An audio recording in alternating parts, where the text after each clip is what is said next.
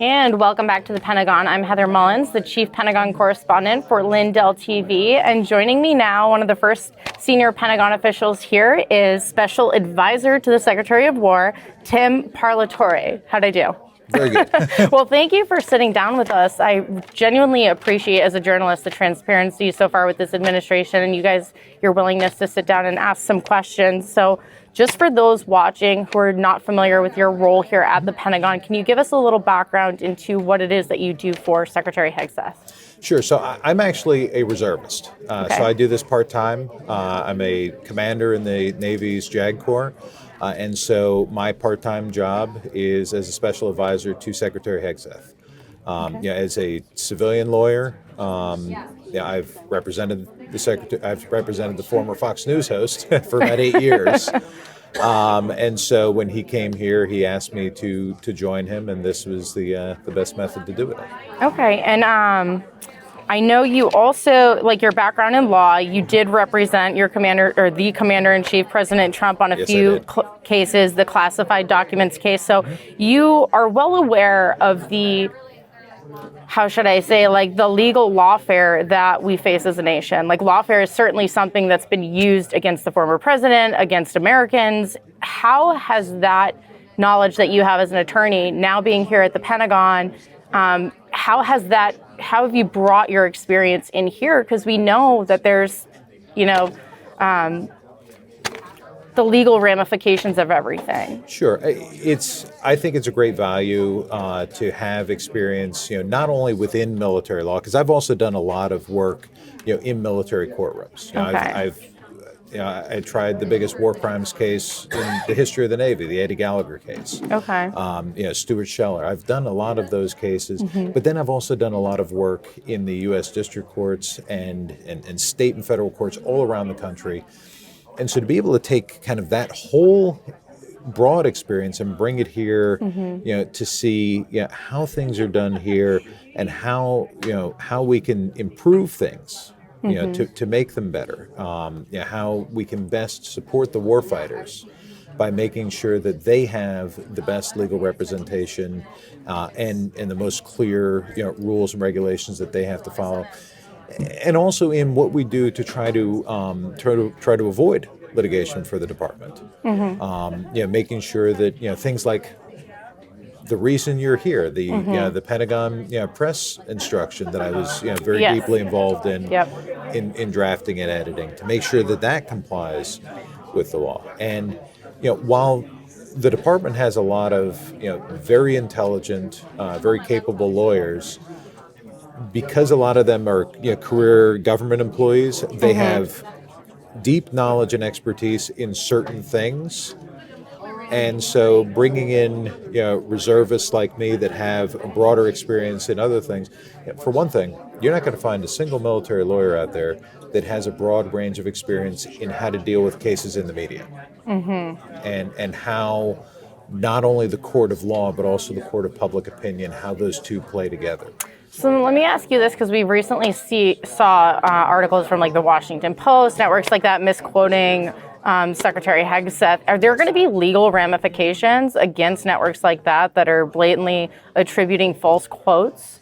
I mean, what is I know we have free speech, but when you start misattributing quotes to a government official running our military department, is there a legal line that they've crossed?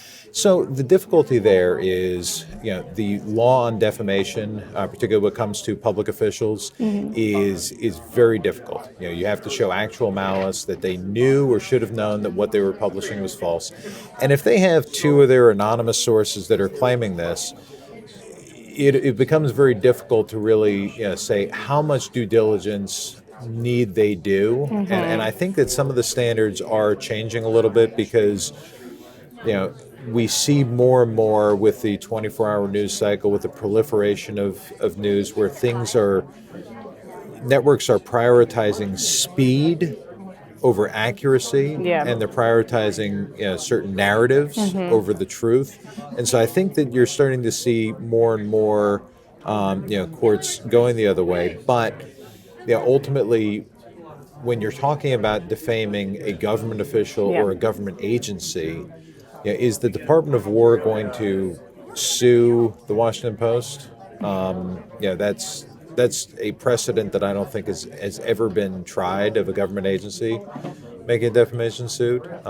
So I think what's more important is for the American people to see that reporting that relies solely upon anonymous sources is great for politicians to start their talking points, but ultimately doesn't tell you the truth. Yeah. You really need people to get up under oath at a trial, at a hearing, and with their name in their face to say, this is what I saw, this is what happened, and then be subjected to difficult cross-examination from the other side. Yep.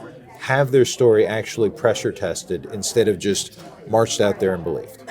Yeah, absolutely. And so you said you drafted the policy regarding the new, like the former and new media, which I we saw. assisted with it, yes. Yeah. So can you tell us a little bit about what was the motivation behind putting that onto paper now, and the like conversations around the policy? What inspired you guys to want to roll that out, and why do you think, from your background, the other networks weren't willing to sign on? So there were a few things. And when the secretary came in, he was very surprised by the free reign that the media had and the lack of any restrictions, which doesn't exist in any other building throughout the federal government, doesn't exist in any other military installation throughout the world, where they were able to essentially have free reign throughout the building. Now, could they just walk into any classified space? No. But I remember when I first came here, and I would be walking down the hallway with the general counsel, talking about something unclassified, and I noticed that there's a guy walking right behind us who was a journalist.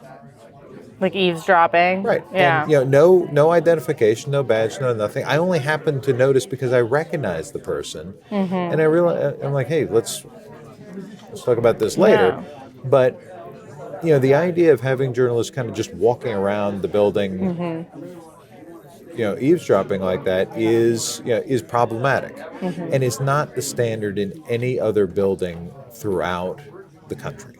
And so, so that was one concern. The other concern was with the proliferation of leaks in this building. There were certain outlets that were specifically and explicitly soliciting government employees to commit crimes. It is a crime for a government employee, whether civilian or military, to disclose confidential government information, whether classified or unclassified. There's also Privacy Act concerns. There's also, obviously, classification things.